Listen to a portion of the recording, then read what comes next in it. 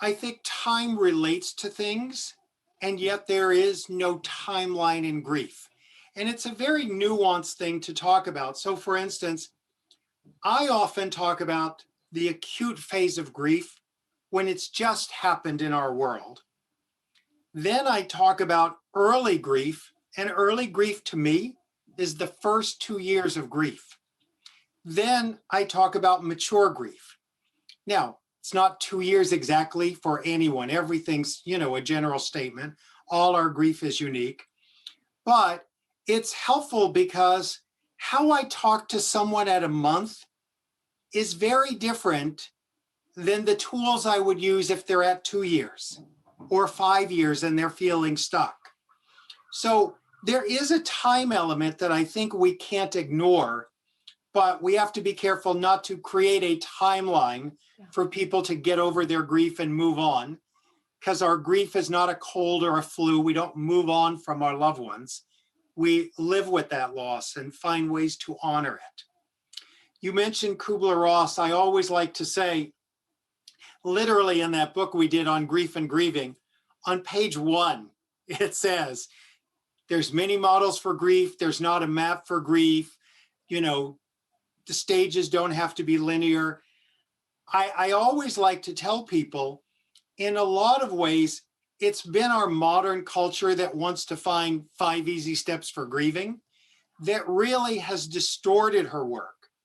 And Kübler-Ross was someone who was like, when you'd say to her, is the stage model the correct grief model? She would go, that's ridiculous. There's no model for grief. You meet people where they are. I mean, she found, and to just personally for her, this is a woman who wrote, oh my gosh, I don't know, 26 books in so many countries, maybe even it's 41 books, thousands of lectures. And the world kept wanting to reduce her work to 5 words. So she was always unhappy with the whole sort of reductionist of the grief experience. So I always say, don't put that on her, because we certainly feel very strongly that grief is an organic experience. Even on social media, sometimes people will go, you and Kübler-Ross are trying to neaten up our grief and make us follow rules. And I'm like, Kübler-Ross was the biggest rule breaker in the world. She would have no rules. So it's interesting to see how things have changed in time. Absolutely. And I think sometimes when an intellectual becomes fully integrated, that's when they reach the level of cliche. I think if you read Freud, he's very different from the way Freudianism is sort of presented socially.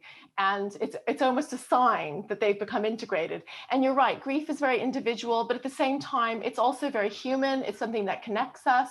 And I think most people would recognize the stages that she outlines as a very common, fundamental experience of grief.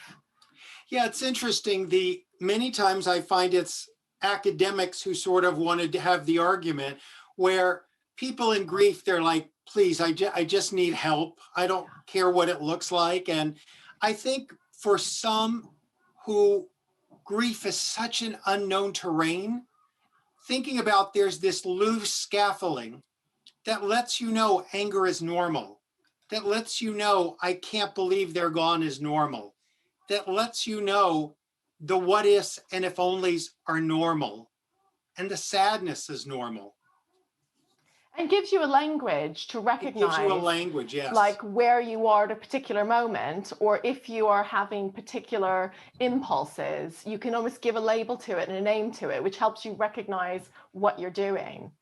And the other thing that's happened is acceptance has taken on a finality that Elisabeth and I never intended. And that's why I thought it was really important to address that in Finding Meaning and in the 6th stage, because when people ask me, for my sister, my brother, my husband, my wife, how long are they going to grieve? How long am I going to grieve? My answer is always, well, how long are this person going to be dead? Yeah. And how long are you going to love them? Right. Because if they're going to be dead a long time, you're going to grieve a long time. And it doesn't mean you will always grieve with pain. Yeah. Yeah. Hopefully, in time, you can grieve with more love than pain, but that's at your own pace in your own way.